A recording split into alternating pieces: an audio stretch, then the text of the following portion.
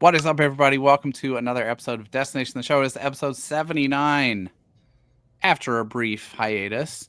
We're excited to be back. My name is Jamie Cameron, joined as always by Jeremy Nygaard, a wet, soggy, bedraggled Jeremy Nygaard, who was at Target Field today with a bunch of school-age children. I How was was that? it was good. We got to see a walk off. Sure. Also, it's easier for elementary school kids to sit through half a game Yeah, than it is to this is sit true. through a whole game. Um, so yeah, I mean, obviously the ninth inning was not great in the top half, but then the bottom half we get to see, like I told you, Twins legend Cody Clemens. Just When statue when? I mean, at this rate, probably by October. Yeah, it was neat. We stuck around to watch a little bit of the second game, and then it started to rain, so we hopped on the bus, drove an hour back, got in traffic, and Good times. got home at five something ish, and here we are a few hours later, getting to talk about baseball again. Here we are back on the wagon, Jeremy. We had a week off. We're having a hard time navigating podcasting with our regular lives a little bit at the moment. Also, since we last spoke, the Wolves are down a game in the Western Conference Finals. We haven't talked since they got to the Western Conference Finals, so I guess we should celebrate that and lambast them for their pitiful shooting performance yesterday. I texted you, I think, in the third quarter, and I went into the half optimistic. I was like, "Dang, they're gonna do the thing." But the bench was like what 4 for 40 ish from three, and it was just not good. Yeah, and kind of like we talked about before we came on when Theo talked about the turnovers. That was going to be the key because of how Oklahoma City plays. And so if they force turnovers and get out and run, and it just if they turn the tempo up, it's not something the Timberwolves are going to be able to do. And they went into half ahead, and then we got to see kind of how Oklahoma City plays. It's going to be a huge test, right? I felt better last year against the Mavericks, and that ended up Yeah. being 4-1 and Yep. ugly. And I think Oklahoma City came out nervous, but you never know. I mean, it's the Knicks and the Celtics in the East, and um, it's just been kind of a crazy year. So it's really anybody on any given night. And I think the thing with the Timberwolves is they have to just keep their minds in the right place. And I think Yep. Ant said it right after the game. He's like, "Yeah, we just gotta." I remember exactly what the quote was, but it was basically like, "Yeah, I'm not worried about it. We'll just get better." And Finchie's fantastic. So Yep. uh, it'll be interesting to see how tomorrow night goes. The thing that worries me is if they go down 2-0, it's not insurmountable, but Tough. do the fans believe that it's not insurmountable? Like Yep. what's the Target Center atmosphere going to be like on Saturday if they're down 0-2? Because they haven't been in that position since last year's Western Conference Finals when they lost two at home, and it was pretty much over from there. So, um, yeah, I'm curious to see. I'm looking forward to it. I'll be back Saturday to watch that. I don't think we've talked since they made the semifinals. As a matter of Maybe. fact, It's been a minute. It's been been a a minute. while. So We've been promising people a mock draft for a number of weeks, and we're finally going to deliver on that today. Before we do that, there are a couple of things. The first thing I want to share with you was let's do the housekeeping thing quick because we enjoy hearing from people, and we have I have a great stat to share with you that I think you're going to like a ton. Um, if you want to get in touch with the show, you can find us on Twitter. That's at DTS_pod1. On Blue Sky, handle is at Destination the Show. YouTube, handle is at Destination the Show. You can send us questions at any of those places, or you can shoot us the email destinationtheshow@gmail.com. Someone got in touch with me on Twitter X. The username is Carson Young Tracker. Check out this stat about one of a prospect who intrigues you, Kadeem Jow, now at Cedar Rapids. So check this out. Full transparency, I have not verified this, so I'm relying on Carson Young Tracker's research work. But I found this to be interesting. He says, thought this was cool. Through the exact same number of at bats at Fort Myers and at Cedar Rapids, that's 85. This was last week when we did not record. So through 85 at bats at Fort Myers and through 85 at bats at Cedar Rapids, Kadeem Jow has the exact number of hits, 29, the exact same number of total bases, the exact same number of doubles, 3, the exact same number of home runs, 1, the exact same number of stolen bases, 4, the exact same average, 271, and the exact same slug at 341. How about his on base? I think that's different, but that's like one, Well, 2, 3, 4, 5, 6, it's 7 statistical it's categories. absolutely insane. It's absolutely insane. I'm just curious. Like, the only thing that you didn't talk about was his walks, right, and his strikeouts. Yep. But just the chances of that are insane, mind-boggling, right? It's like, who was the dude? Was he an A, where he had like the same batting average? Chris Davis, 247, 4 consecutive years, I think it was. Yeah, that's crazy. And it's, I mean, that's if you can maintain while moving up a level, good for you, right? And so I do think there's hope there. He's been catching much. He's been catching and playing center field. And so while we're talking about it, let's just give the full Kadeem Jow update, because he's a prospect who intrigued you. And I think the report from Fort Myers last year, right, was he hit a little bit, didn't hit for much impact, but he's been pretty impressive at Cedar Rapids. Here's the T so far: 141 plate appearances. He's hitting 295, 454, 429 with a 154 WRC plus.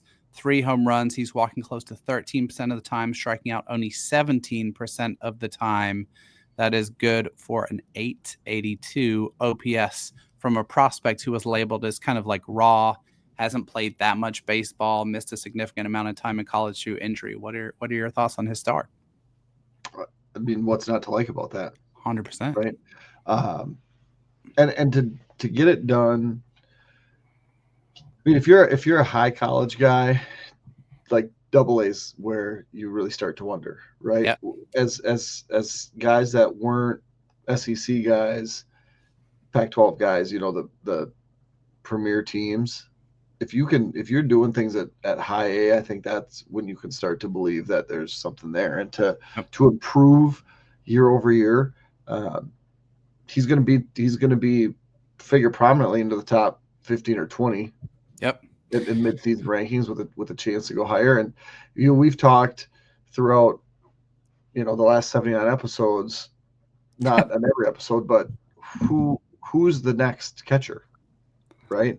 And we've really wondered about that. And there's now at least a conversation that Jow has to be a part of. And I think it's a 2025 draftee. We'll talk about that later. He shakes his head. Another guy, Jeremy, I want to talk about. And by the way, the Cedar Rapids offense rakes. If you are trying to pick your poison for which Twins affiliate to watch, I highly recommend Cedar Rapids. Amick is on the shelf, unfortunately, but Kyle DeBarge has been really good. Brandon Winokur has really picked things up since the calendar flipped to May. And I do want to touch on one more guy, because I'll be accused of, and already have been, ignoring this news. Yeah, but you got to talk. If you're talking about Cedar Rapids, you can't not talk about the guy that you want to talk about, Kalen Culpepper. Let's talk quickly about Kalen Culpepper.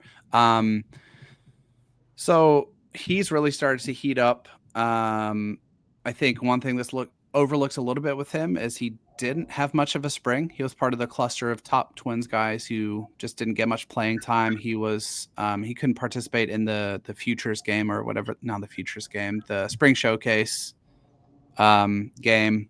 Do you want to call it the Spring Breakout game, like it's spring called? Thank you. I thought Theo would chime in on that. Where were you, Theo?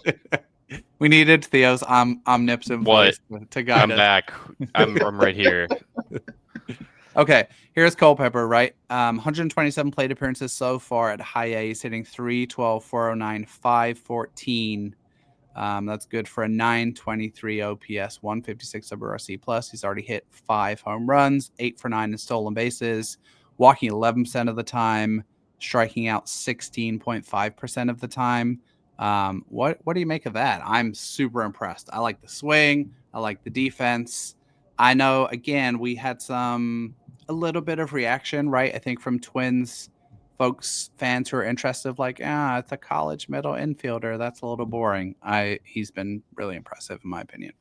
Yeah, and it's always going to take time when you start a season and can get 2 months into the season and it's 35 degrees and raining. Yeah. And you aren't playing every day and you're dealing with dings and it's cold and it's inconsistent. Mhm. And that's what you want to see, right? By the time the sample becomes large enough that it's not changing with every good or bad game, it's just you want to see progress. And I think at this point it's there. Yep. Again, it's high A ball for someone that played at pretty competitive college baseball. Mhm. So he's got to do more, but at what point is it a serious conversation to see him move up as a first round pick who's getting it done at high A? I think you have opinions on this. You've watched him more. Yeah. I mean, I'm gonna give you my answer because someone mentioned that and asked about that. And the other thing I would note, right, is we know, generally speaking, you would consider 55% a very high ground ball rate, right? He's rocking a like 62% ground ball rate and producing like that. So what he's typically done is around 39-40% as a hitter. And so when he elevates a little bit more, I think he's going to be potentially even more productive than he has been. I use Keishel as a comp for him, just in terms of high-floored college prospect who started hot at Cedar Rapids. When did Keishel move up to Double-A? He got about 50 games at Cedar Rapids, which would be another month from now for Culpepper. So I think if he keeps up the production, we can come back in the middle of June and say, okay, he's rocking a WRC plus that indicates that he's 50% better on average than a hitter at this level. It's time for him to move up. I'm gonna give the over under as like June 20th. Okay. Fair. Okay, last guy we got to talk about, Jeremy, lest I be accused of ignoring him, is Gabriel Gonzalez. Long, notably not one of my favorite Twins prospects. Gabriel Gonzalez has been promoted to Double-A after a really good start at Cedar Rapids. 156 plate appearances at high A so far this year, walking 8% of the time, striking out just 14%, hitting 319, 378, 529, 146 WRC plus, again, 5 home runs. Pretty similar line to Culpepper, less of the walks. Really, really good bat to ball skills. This is his second go around, had a really injury plagued 2024 season. He's just 21 years old. Does this solid start to his, no, not solid. Does this great start to his 2025 season change your opinion of him? He's really the first notable Twins prospect to be moved from the lower minors to Double-A this year. What are your thoughts? Well, I think it's a better question if I ask if he's changed your opinion. Well, I guess here's my thing. If I'm wrong about Gabriel Gonzalez and he turns out to be a big league player, awesome. Because I'm a fan of the Minnesota Twins and like, great if he brings value. I guess my point remains this. It's a more narrow line for someone like him, or a more narrow path to walk, for the following reasons. One, he doesn't walk a ton, right? He chases a good amount out of the zone, although it sounds like that's improved significantly this year. He doesn't have a ton of value as a defender. He's not particularly fast. So you're relying on him being a productive hitter, and an incredibly productive hitter, because he's not going to play a premium defensive position. And I don't know that he has that much power. So I guess it doesn't really change my prognosis. Great if I'm wrong. Great that he's doing well. But I think it's just more of like not loving that prospect flavor of like the Williams Astudillo. I can make contact with everything, but often that comes at the expense of the quality of contact. What do you say? Yeah, no, I think that's fair. The term first division regular, I don't hear that as much as I used to, maybe because I don't read like prospect handbooks like I used to.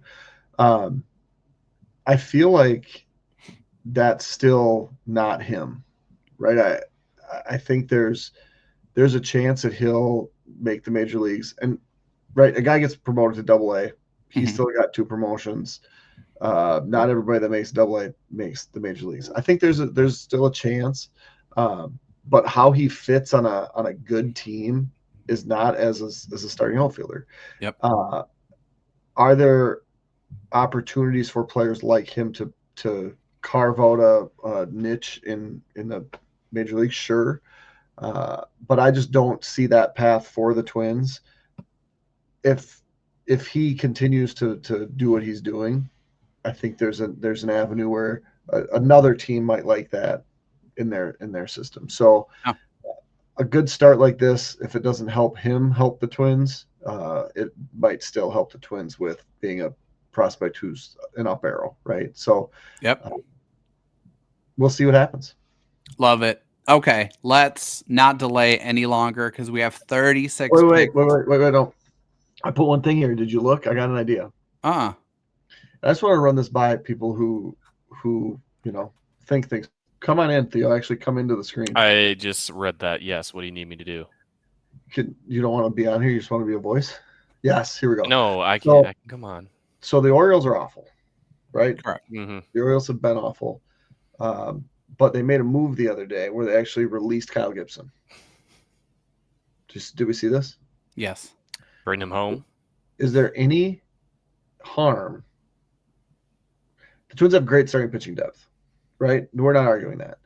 Is there any harm in bringing a guy that was as well liked, has been good as recently as, he was okay last year. He's been awful this year.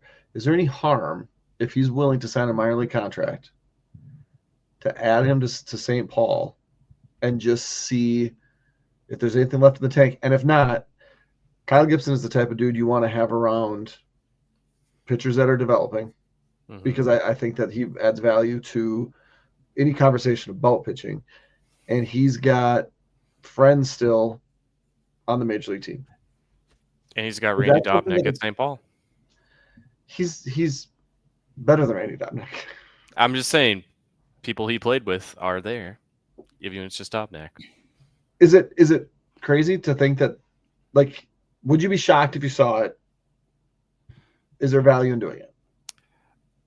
There's value in doing it, and I wouldn't be shocked. I think we are maybe 1-2 at most outings away from seeing Marco Raya go on the development list, and they might want to just add a fresh arm and not rush up, Connor Prelip to be in a rotation spot that's already only going 2-3 innings.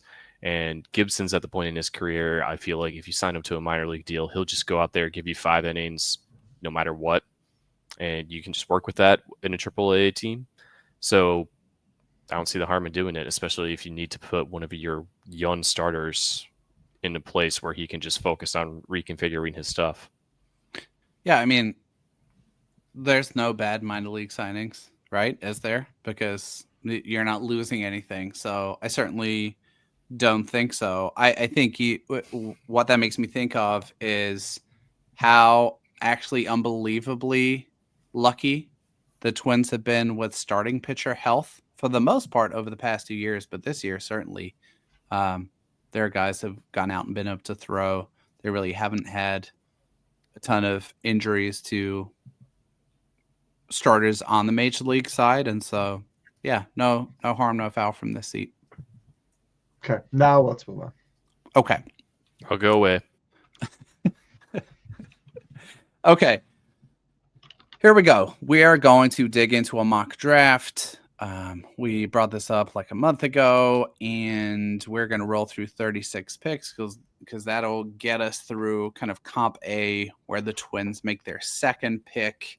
And this will serve 2 purposes. One, I think it will help to flush out how the board is shaping up, because it is shaping up just a little bit. It'll also help folks who are more casually interested in the draft with some name recognition and familiarity with some prospects who are going to be kind of first grade names. And then we'll start to talk a little bit about kind of strategy along the way, especially around teams that we cover. I don't think this is what we expect this team to do. That might align up with certain teams in certain situations. But let's jump right in, Jeremy. So we're going to alternate. You had odds and I had evens, which was very unfortunate for you. And we'll have to switch next time because I got to make all the fun picks. Yeah, it's fine. So number one, Nationals. I went with Ethan Holiday as a very similar in prospect status to brother who went first overall, then became a number one prospect. The Nationals trying to line up kind of patterns in what they do and how they do things. It seems like that would be a Nationals type pick at number one. I think there's probably 6 or 7 names that could be viable options there at this point. But until I see something that suggests that Ethan Holiday is not the best option for them, I would stick with Holiday at 1. Yep. Just a couple of quick things to note, and we won't spend a ton of time on every pick, but Holiday has crept up by consensus. For the longest time in this cycle, he was sitting at 5. He's now up to number 2 overall. And so I think that reflects some industry confidence in his spring performance a little bit. And I 100% agree. There's probably a group of 6 or 7 guys who are still kind of in the mix. Angels, and next up, I had them. I'm going to continue their penchant for taking players they can rush to the majors as quick as is humanly possible. There's a number of guys that line up here. I think Liam Doyle would be one, but Jamie Arnold is the name that I went for. He's currently number 1 on the consensus board. He is losing his grip of that spot a little bit.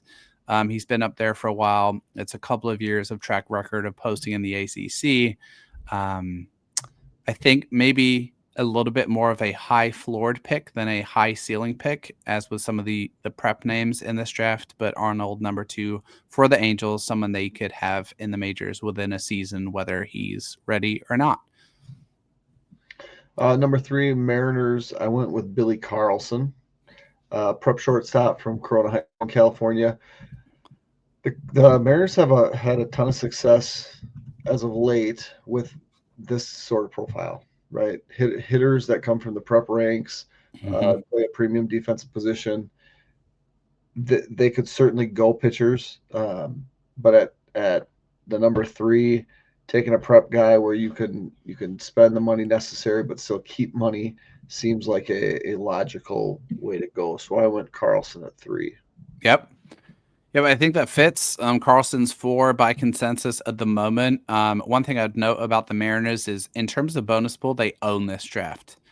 Twins, I think, are in 12th overall with 12.6 million. The Mariners have 17 million in their bonus pool, with the kind of pick capital to pretty much do whatever they want.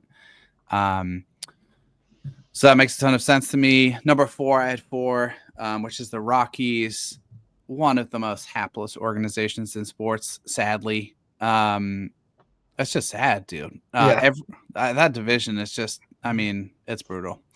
It's brutal. The Rockies have I think a recent trend of trying to get arms via the draft. And I think that makes a lot of sense. You're not going to get free agent arms into cores, who they recently take. Chase Dolander, who's already up in the bigs.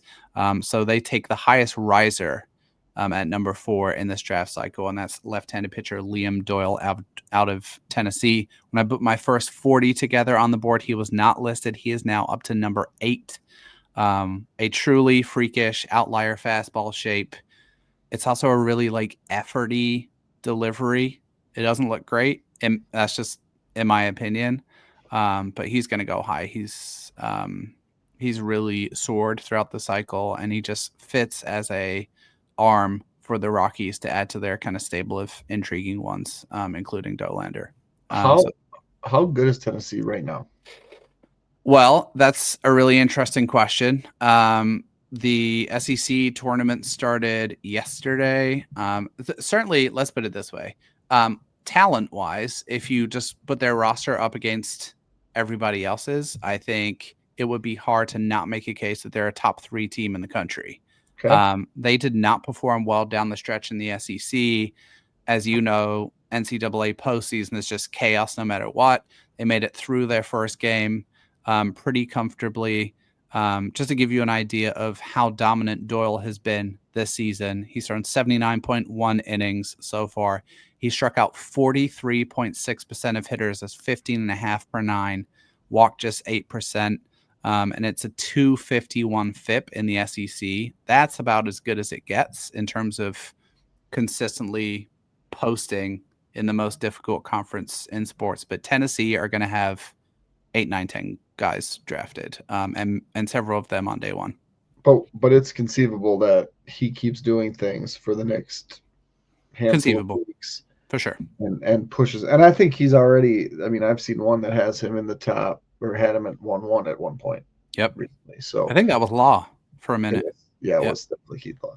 All right, number 4, Cardinals. Ava Arquette. Is it Ava? Ava Arquette, yeah. Or Iva Arquette, I think. Which one is it? Ava or Iva? I think it's Iva. Okay. Well, if it's AI and I teach kids, it doesn't sound like I. Anyway, so he would be the first college bat off the board to the Cardinals. Again, trying to balance team patterns with what the consensus board says. Seemed like it makes a lot of sense for the Cardinals.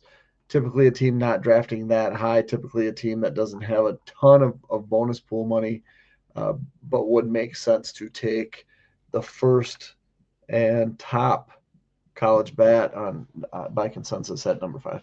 Yep, that lines up well. Arquette's performed really consistently this year without maybe being super spectacular. It's also just like a really good frame, like 6'5", 200 at shortstop. And he's handled the position really well defensively. 159 WRC plus for Oregon State after transferring over from Washington. That's just been really solid. Jeremy, my pick is at number 6 for the Pirates, who are another sad organization at the moment.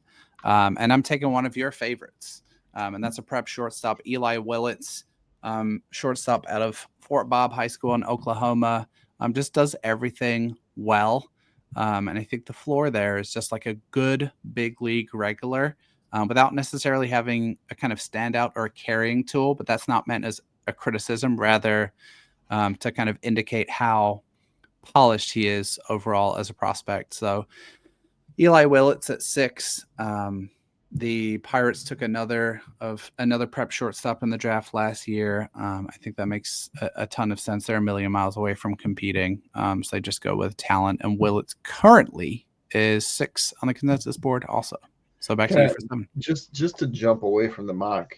Yeah. I saw something today that was like disputing the Pirates thinking about trading Paul Skeens.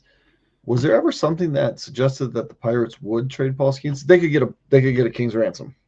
Yes. Oh yeah, ridiculous. But what? That's what's going to sell tickets at least once every 5 games. Right. I think, and I'm not 100% sure. I think that just came from online idle speculation of like, oh, the Pirates are so useless, they should trade Paul Skeens if they're not going to build around him, type of a deal. And now that Derek Shelton's a coaching free agent, the Twins should bring him back because that was like Derek Shelton. That was the thing. Okay, anyway, we're to number 7, Marlins. So I went with the top prep pitcher, and that's right-handed from also Corona High School in California, Seth Hernandez. Yeah. I think when's all said and done, if he intends to sign, which I don't have any reason to believe he's not going to, he won't be available at 7. So another one of those arms that is trending up. I would guess his high school season's probably winding down, and he's done everything that he can do to put himself in the top 3 conversation. Yep. Here he goes 7. Marlins took 2 really good high school arms last year. I believe they're both left-handed, right? Adding this to a stable would be a good direction for another team that maybe isn't always headed in the right direction to go. I really like Seth Hernandez, one of my favorites, and I would think a 7 would be a good floor for him.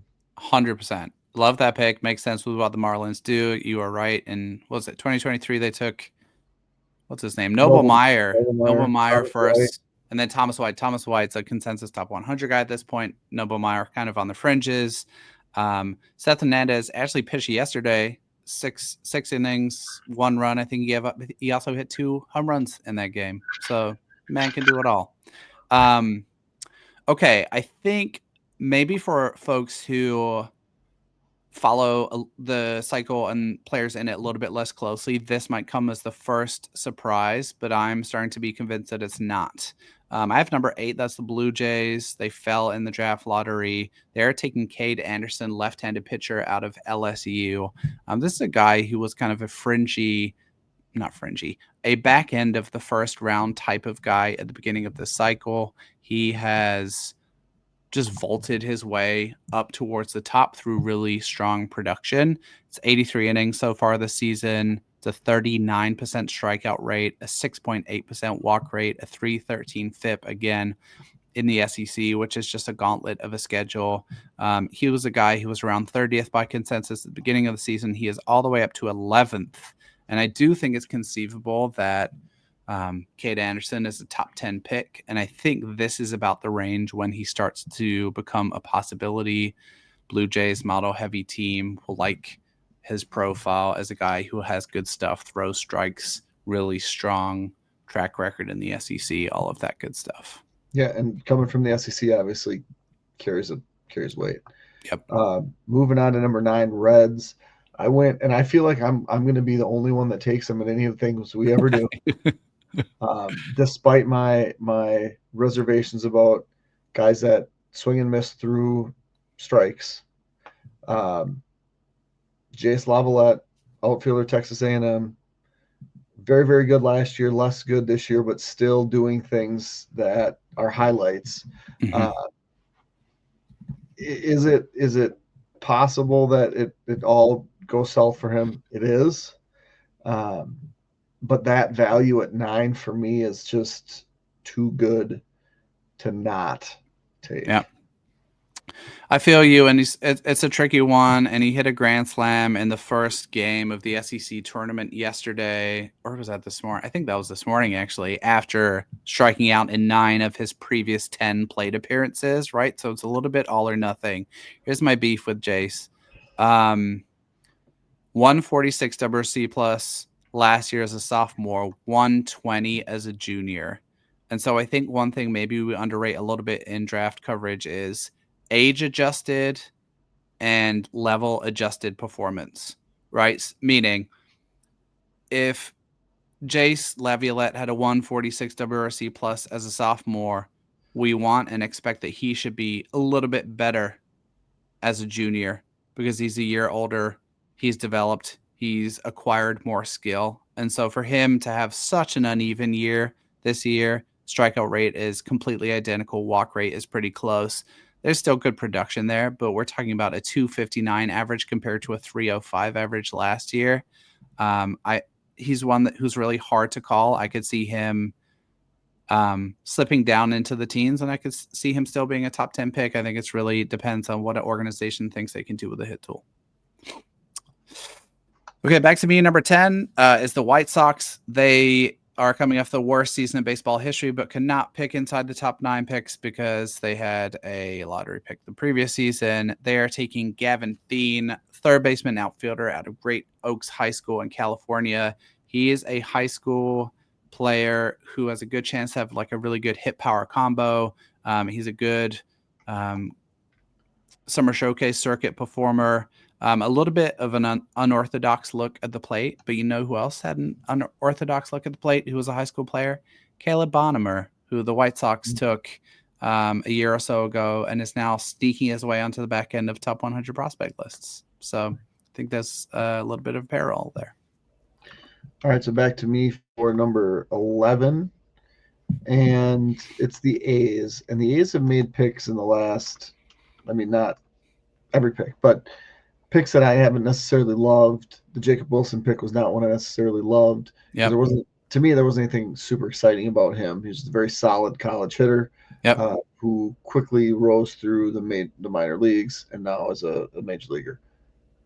That same sort of profile in Brendan Summerhill, outfielder for Arizona. There's not a ton of college bats, but this is one that will check that box. and makes sense for the A's. And I think if I'm running the A's, I want to have guys that I think can knock on the door when the new stadium opens in Vegas, if this ever happens. I guess I'm not sure if it's ever going to, but Yeah. taking a college guy that maybe could be up in a couple years makes so much more sense than taking maybe a higher ceiling guy that might be a better fit at that spot. But for me, Summerhill as a college bat at 11 in what they've done lately makes plenty of sense. Makes sense. I think he's a guy who they could get under slot at 11. Also, your thoughts on Brendan Summerhill as a possible Twins fit at 16, if were he available? Yeah, I mean, I think that makes sense, and also given what the Twins like to do, I'm trying to think. Has it been a while since they've taken a college outfielder in the first round? They like hitterish guys, and They do he, like hitterish guys. He kind of matches that profile. I think the pattern recently is a little more upside early, although Culpepper didn't really have that, but he's got the defensive chops. Where is he going to be a middle infield guy? Is he going to play third? Could he potentially move? But yeah, I think Summerhill fits the Twinsy profile. I think with the amount of high school guys potentially available and the lack of college guys, the Twins will take what's there, and I would think Summerhill would not be there. Again, don't know anything. Just doesn't seem like the most natural fit at this point. But again, yep, it's going to be dependent on what the 15 teams do in front, who's on the board at 16. Last college outfielder they took with their first pick was Larnach in 2018. That's what I was wondering. So it's been a while. Yeah, Larnach's been great. I mean, maybe not great, but he's good. Been better than anybody probably expected. The New York Knicks might be collapsing like no other team's ever collapsed in a playoff game either. So you keep us posted. I would like an update every 2 or 3 picks, please. Okay, number 12 is the Texas Rangers. This is another name that might be a little bit of a surprise. It's Steele Hall.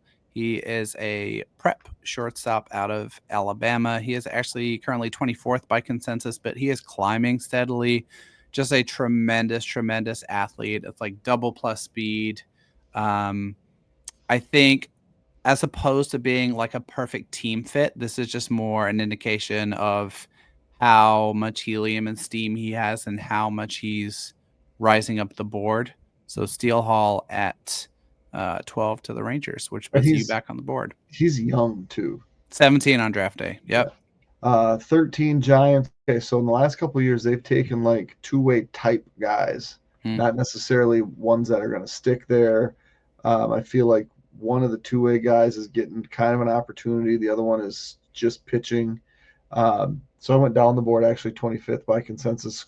Cruz Schoolcraft, left-handed pitcher / first baseman, 6'8", and just if you're going to do it 2 years in a row, why wouldn't you do it the third year when there's another really good option that fits on the board? So it's Cruz Schoolcraft for me at 13. Here's the update right now with 13.9 seconds left. It's Knicks up 3. Cat just missed a free throw. I think Aaron Neesman's hit like 6 threes in the last 3 minutes. Wow. Seems like it. Anyway. Right on.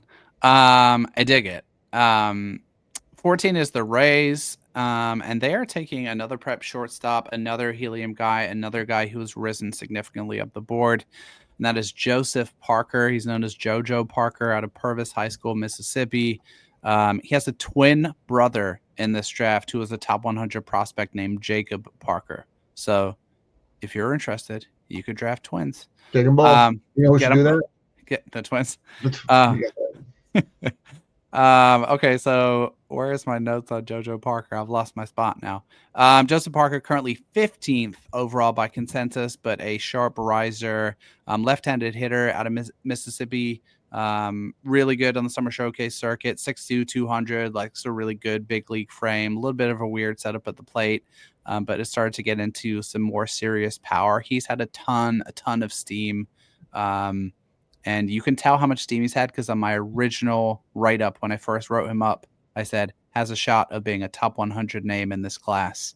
And he is now 15th on the consensus board, which shows you how crazy the draft cycle is.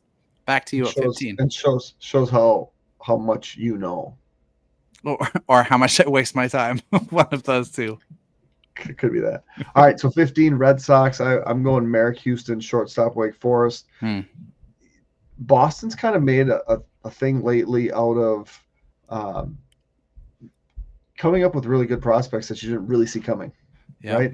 And here's a guy that no one really saw coming and is very good for Wake Forest.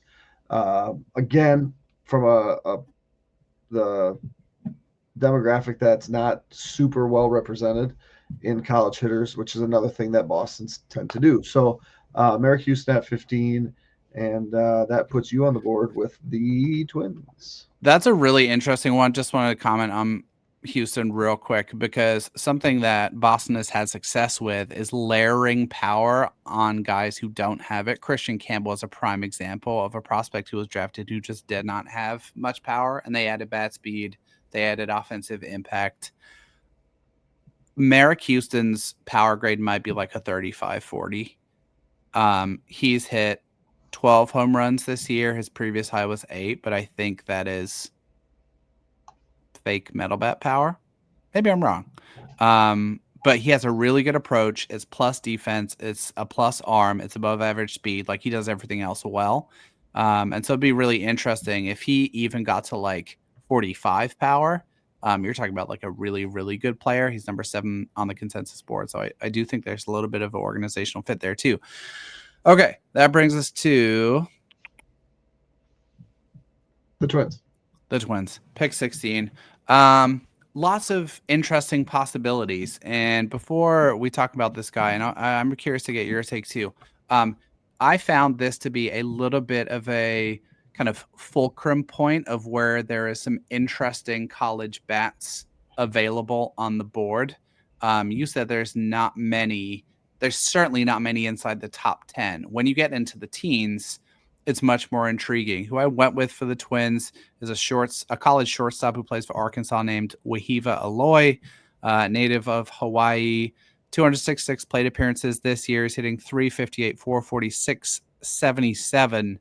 That's good for a 138 WRC plus. He's walking 10% of the time, striking out just 19%. It's 18 home runs. He has really shored up the defense. He looks the part of a pro shortstop, at least in the short to medium term. Has plenty of arm, so could move to third base eventually. I think in a class where there are not that many high-ceilinged college hitters, Aloy is one who makes sense as a nice balance between college production and maybe having a little high risk, high reward in a pick.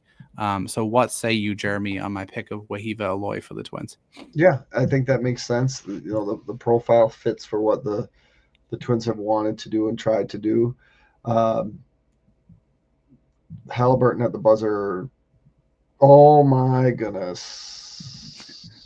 We need some live commentary, please. He hit back rim and it went about 8 feet up in the air and fell right through the net, and it's going to overtime. Wow. But yeah, that's going to be a highlight that we see for a long time. And then he turned to Spike Lee and gave him the choke sign, a la Reggie Miller. So amazing. They're actually going to review this, and yeah, his toes on the line. That's super cool. That would have been fun to be at. Anyway, pick 16. I like what you did with the Twins pick. Moving on to 17, Cubs. What the Cubs have done really well in the last 2 years is they haven't overthought what they've got on the board, right? Matt Shaw, excellent pick. Last year, Cam Smith, excellent pick. This year, they come on the board. I look at consensus. Gavin Killen, is it Killen? Keelan sits at 11, second base profile probably, but solid player. Certainly there's other options here, but where they've had success are those college hitters that have kind of fallen in their laps as good players. Yep. So to me, that was an easy one to pair up. Might they have too many second basemen? Possibly, but right now they have kind of an abundance of prospects where they could package some guys together, maybe upgrade their starting pitching easier than they could just by taking a starting pitcher right now. So add that to the stable and move on from there. Yeah, I think Keelan makes a lot of sense. A little bit of James Triantos in that profile. It's a very hitterish profile with not a ton of power. He's definitely got some more this year, but he walks more than he strikes out. 12% walk rate, 10% strikeout rate. Some of the best bat-to-ball skills in all of college baseball. Here's my ding on Keelan, if anyone's interested, because I do think he makes sense as an option for the Twins. Significantly worse performance in conference play in the SEC than he had in the pre-conference schedule. And that's not like a huge deal, but I do think you want to see your guys performing well against the most difficult, most challenging teams in the country. Having said that, he had a great game today in the SEC tournament. Okay. Back to me is the Diamondbacks. We're on a run of college hitters at the moment. This guy is another guy who I believe the Diamondbacks and Twins draft in a very similar way. So I think this guy is a fit for both teams, and this will please people who are clamoring for a catcher. People want the Twins to draft a catcher so bad. This might just be the year. Ike Irish out of Auburn. 21 years old, left-handed hitter. He's hitting 354, 461, 683 this year. He's shown steady improvement every year in the SEC. 16 home runs, walks almost as much as he strikes out. It's a really good hit power combo. I think there's some questions about whether he's going to stay at backstop, but he is one of these like high IQ, high character. I'm going to work and grind my way there. He is certainly a good enough athlete to play in the outfield if the catching thing did not work out. So Ike Irish to the Diamondbacks at pick 18. So I hate college catchers in the first round. Why? Tell me why. I feel like the hit rate on it is really low. And one team that has hit on college catchers is number 19, the Baltimore Orioles. They did it with Matt Wieters. They obviously did it where anybody could have done it with Adley Rutschman. Yeah, I was going to say, that's not fair. And so I paired him up with Luke Stevenson, catcher from North Carolina.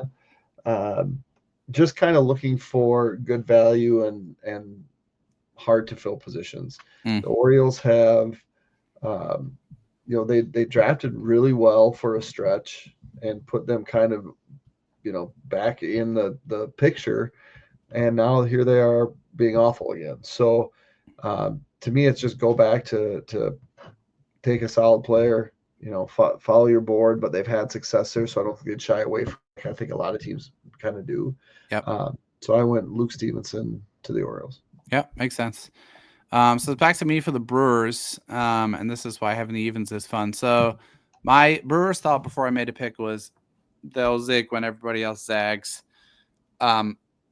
I went with this pick less for a fit and more because I feel like the value is so good at this point. And the pick is Kyson Witherspoon, who's a right-handed pitcher out of Oklahoma. He's 9th by consensus now. He's just had an incredible season. He pitched today, another unbelievable performance for Oklahoma in the SEC tournament against Georgia. But check out his stats for the year. Kyson Witherspoon, and this is his age 20 season, by the way. 83 innings pitched so far, 2.48 ERA, 2.37 FIP backs it up, 33.2% K rate, 5.9% walk rate. He's cut his walk rate in half. He's added 10% to his strikeout rate. It's high octane stuff. His fastball that's up to the high 90s. Just nasty. It's nasty, dude. I think the only thing you can ding Kyson Witherspoon on. I don't have one. I was gonna say like maybe you want a little more in the frame. He's like 6'2", 205. He's maybe not a prototypically framed frontline starter, but he's just been absolutely dominant. He's top 10 by consensus. I think if the Brewers took Kyson Witherspoon, everybody would be shocked because he's not a third baseman, but that is absolutely amazing value at 20th overall. So here's the other thing too. I think in these early mocks, people tend to overdraft prep guys, right? Underdraft college pitchers specifically, but overdraft college hitters, or excuse me, prep pitchers, because we don't really know what these price tags are. Mhm. And then all of a sudden, that starts to get that information starts to get out there. I think the NIL stuff is going to impact a lot of decisions, especially with incoming college guys, but sometimes borderline college guys too. So, like you have Carson Witherspoon here at 20. The reality is that these college guys could get overdrafted, and not to say they shouldn't get drafted, Yep. but as opposed to where they get mocked, they go off the board 10 or 11 spots earlier. At 21, I have the Astros matched up with Tyler Bremner, a right-handed pitcher out of Santa Barbara, kind of for the same reasons that you went with Witherspoon at the Brewers. It just seemed like you can't have all these college pitchers falling. I don't necessarily think the Astros have done great at drafting college pitchers recently. However, Bremner is someone that I've seen in the top 5, maybe not recently, but there's certainly the opportunity for him to go much higher. It makes sense for him to go off the board if he's still there at 21. Yep.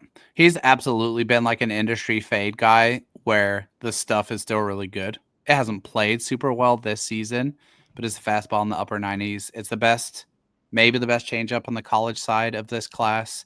So I get it.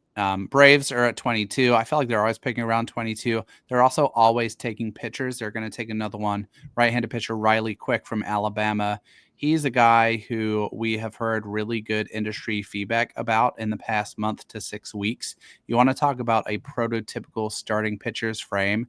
How about 6'6", 260 for Riley Quick?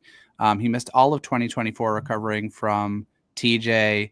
Has been really solid this year. 56 innings pitched, 3.54 ERA, 3.06 FIP, 26.4 strikeout rate, 8.3 walk rate.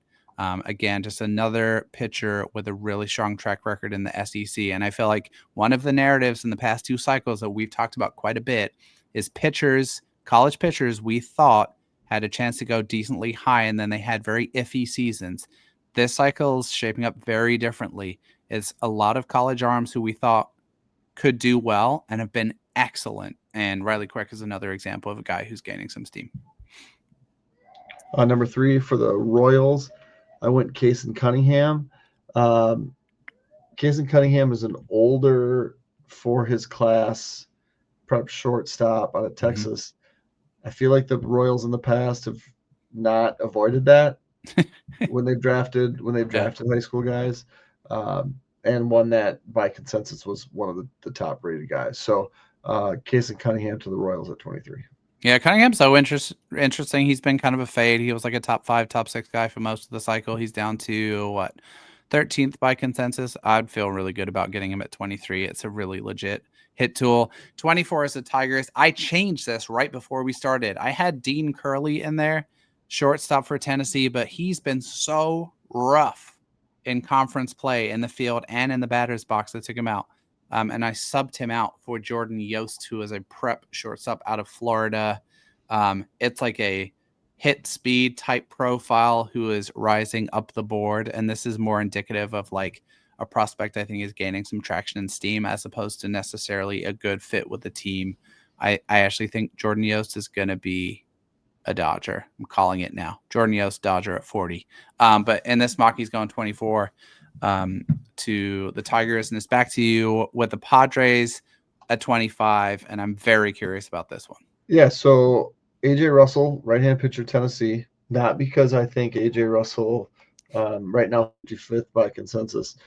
Not because I think AJ Russell is all of a sudden going to be going 30 spots higher, but because what the Padres do is they find guys that have had injuries and they sign them for cheaper than they should, and then they rehab them. High risk, high reward type things. They've done it a number of times. And it just so happens that we've made it through this draft cycle up to this point without having any big injuries, right? I think Dylan Lesko a handful of years ago, like he was in the conversation 1-1, has an elbow injury, he drops, Padres draft him, they then trade him. But AJ Russell is that by definition, like the high risk, high reward, had the elbow injuries. Is it necessarily going to be that's the match? Maybe not at 25, but I do think that the Padres will take someone that tumbles because of health questions That's or fun. other questions, and they get a discount because of those things, and then are able to kind of manipulate things if they need to because they have that flexibility. That's fun. I like that. That's an interesting rationale, and I had not thought of it. And there is one guy who fits also that, who's ranked a little higher, who we'll get onto in a second. The one thing I wanted to comment about AJ Russell is by taking him, you have broken a 8 consecutive year streak of the Padres drafting a prep player with their first pick. So I thought that was brave. I would Okay. not have done it. Couldn't do it. 26, the Phillies, Josh Hamilton. Wow. Terrible. I almost said Josh Hamilton. Josh Hammond. Josh Hammond, a prep shortstop out of North Carolina. Originally was a two-way guy. I think he's going to be drafted primarily as a hitter. There's like 10 prep shortstops where you can say buzzy helium name, and it's just variations of a theme with a slightly different profile or makeup or a set of tools. Josh Hammond is another guy who was top 30 bound. 26 to the Phillies. They've leaned into some prep picks, picking at the back of the first round. That kind of makes sense to me. So Josh Hammond at 26 to the Phils. 27 Guardians. With the Guardians draft, like there's just guys that are like, oh, he seems like a Guardian. Like Kyle DeBarge. Kyle DeBarge. Yeah, for sure. Was like, well, he's going to be a Guardian. Then the Twins drafted him. So the guy that for me most fit that possibility at 27, prep outfielder from Oregon, Slater DeBrun. Just watch him and read about him, and you're like, the guy's a Guardian, right? Was there any more Guardian Z pick at 27 than Slater DeBrun? There's not. I don't think there is. I think Charles Davilan is the other guy you could make a case for, but he's like in the 40s by consensus. He's like a outfield bat from Arkansas who's like, swung and missed 3 times all year. But he's actually added quite a bit of offensive impact. But I like the DeBrun pick a ton. I think it fits really well. We're back to the Royals again at 28. This is their PPI pick for Bobby Witt Jr. Was Bobby Witt Jr. the MVP? No, he was in the top 2 or 3, or whatever the rule is. Dude, I really struggle to keep all those glued in my brain. They changed too much. Daniel Pierce, prep shortstop out of Georgia, committed to the University of Georgia. He is 22nd by consensus at the moment. Right-handed hitter. Not a ton of supplementary tools, but this is just like a really solid defensive shortstop and a really good hit tool. I feel like the Royals drafting has been better recently. I like a lot of. You like one of their draft picks a ton, Kyle DeGroat. You remember Kyle DeGroat from the last cycle, who we talked about a ton? He's crushing so far. He's killing it. But back to you, Diamondbacks at 29. Yeah, so Diamondbacks, we had them earlier. You took Ike Irish.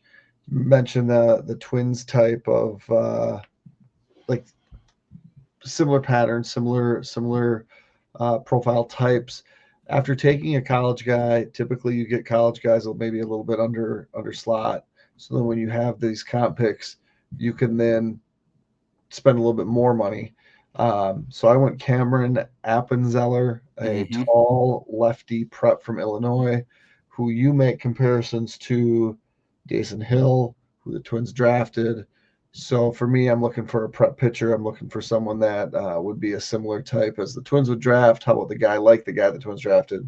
And Appenzeller is the pick at 29.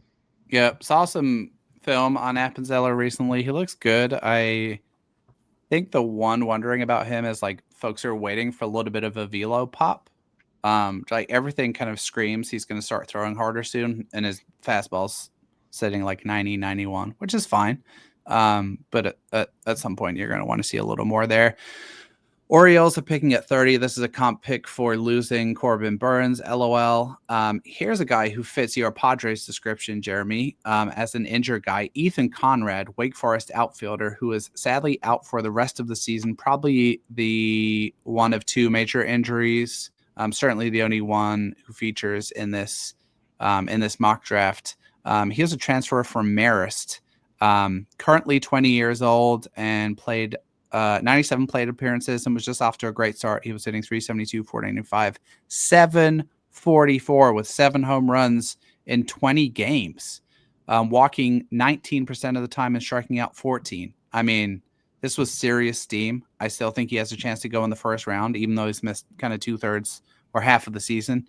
So Orioles are picking again at 31. This time as compensation for Santander. Yeah, so I went college catcher, then you go college outfielder. I wanted to go high schooler. I didn't. I actually went college pitcher. I went Zach Root, Arkansas lefty, transferring from East Carolina.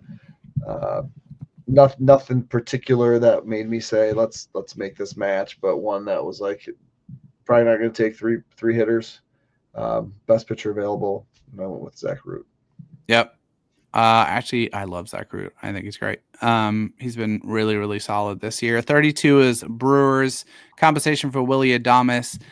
If this happens, Brewers fans should be thrilled, in my opinion. I went for another Tennessee hitter. This is corner infielder. I'm going to call him first baseman, Andrew Fisher. They've taken boppy corner guys the past couple of drafts, Brock Woken and Blake Burke. This is their 2025 version. Andrew Fisher just mashes 164 WRC plus. He's walking 22% of the time, striking out just 13, hitting 337, 502, 779. That is good for a 1.281 OPS with 22 home runs in the SEC. That's one of the best hit power combos in the draft. I personally think Andrew Fisher is overdinged for not having a ton of defensive value. He is 32nd by consensus. I think he should be closer to around 20. I know the defense isn't exciting, but that's just insane offensive production. So Brewers, Andrew Fisher at 32. All right, so pick 33 is now the Red Sox because the Brewers just had to have Quinn Priester. And so with this extra money and pick, after taking Merrick Houston earlier, probably banking a little bit, went for the highest high schooler available, which is Washington prep third baseman Xavier Nyans. Another one of those opportunities for the Red Sox to just add high ceiling prospects to the stable, and all for the price of maybe number 4. And also get a couple other guys back too. So a great trade by the Red Sox. Whoever they take here is just going to help make that trade look worse for the Brewers. And we're over to the AL Central leading Tigers, 34. AL leading Tigers are getting a player at 34. They're taking Oregon center fielder Mason Neville. He has a good argument, in my opinion, as the most improved player in college baseball in 2025. 21 years old. He's played 53 games, walking 20% of the time, striking out a bit too much, 22% of the time. But he is currently the NCAA leader in home runs with 26. Previous high was 16. He's a good athlete in center field. Maybe you can ding him a little bit for the hit tool, but he's cemented himself as like a top 40-ish guy with just an unbelievable improvement in 2025. 2 more picks is back to you at 35. For the Mariners, who have all of the money in the world. How are you going to spend it? I'm going to spend it on another prep. Sean Gamble, who's at IMG Academy. He's committed to Vanderbilt, so the price tag is going to be high. But since you said the Mariners have all the money, I'm going to go to the Vanderbilt commits, and I'm just going to say, hey, what do you want? And get a great athlete, and let's see what happens on the baseball diamond. Like that? Oh, my computer crashed at the most important moment. 1 second, please. Because the Twins are going to draft. So while I'm waiting for you, the Pacers, after this huge comeback, there you go, has now taken the lead And Jalen Brunson shoots a game-tying 3 air balls, offensive rebound. Cat shoots a game-tying 3, misses. Then there was a scrum for the ball. I think they're reviewing it, but I don't think it matters because there's 0.2 of a second left, and you can't take a shot with less than 0.3. So just don't foul, and Wow. it's over. So huge collapse by the Spike Lee cheered for New York Knicks, and Pacers take the first game more than likely here in the Eastern Conference Finals. Are you ready now? I'm ready. Thank you. Okay. That was great commentary. Okay, Twins are picking again at 36. Everyone's going to yell at me because I didn't take a prep player. I took another college hitter. I do think we should just call this out. The Twins are going to take a prep player with one of their first 3 or 4 picks. We talked a couple of weeks ago about how the end of the second round and the end of those comp picks is usually where you see prep players start to not being selected anymore. The Twins just have too much money not to take a prep player at some point. So it's going to be whether it's 16 or 36 or with their second round pick or whatever, they're taking someone. Last year they paid Jason Hill $2 million to sign. They have to spend that money somewhere. We only did 2 Twins picks in this draft. We'll do more. They are taking Florida State shortstop Alex Lodice. He has a cousin who plays at Georgia Tech. He's another guy who has an argument for the most improved hitter in college baseball this year. He's hitting 422, 483, 772. That's good for a 1255 OPS, 17 home runs, played a solid defensive shortstop. And he's just been absolutely tremendous. He's done everything well. So the Twins come away with Alex Lodice with their second pick, Wahiva Aloy with their first, a couple of bopping college shortstops with solid hit tools and a chance to stick at the position. And that's our lot, Jeremy. Okay, let me tell you this. With 8 minutes left in the fourth quarter, the Knicks had a 97% chance to win. Sports, man. With 2:18 left in the fourth quarter, they had a 99% chance to win. And they lost. So the collapse. Again, it's like Reggie Miller all over again. But no, that was fun. So what's our plan for next week, Jamie? Don't have a plan for next week, but I'll tell you where we'll be coming from. We'll be coming to you from the Minnesota-Wisconsin border and southeastern Pennsylvania one last time this school year. Well, hold on, because next Wednesday, as long as the Twins don't or the Timberwolves don't get swept. Okay. Game 5. So we will figure it out and make a plan, even if it's not Wednesday. I think we're in the thick of it now, dude, right? We're about to flip the calendar to June. So we're going to start digging into and previewing draft demographics in more detail. So kind of looking back at how we handled that last year. We did a position by a week and we each picked out some guys we think are intriguing, talk through them a little bit, who they might be a fit for, all of that good stuff. So we'll probably kick that off, do some more review of Twins prospects, all that good stuff. And we got a couple of guests coming up here in the next couple of weeks before it gets too crazy. So soon enough. You know what? Maybe Tyrese Halliburton wasn't looking at Spike Lee. Maybe he was looking at TNT commentator Reggie Miller. Oh, okay.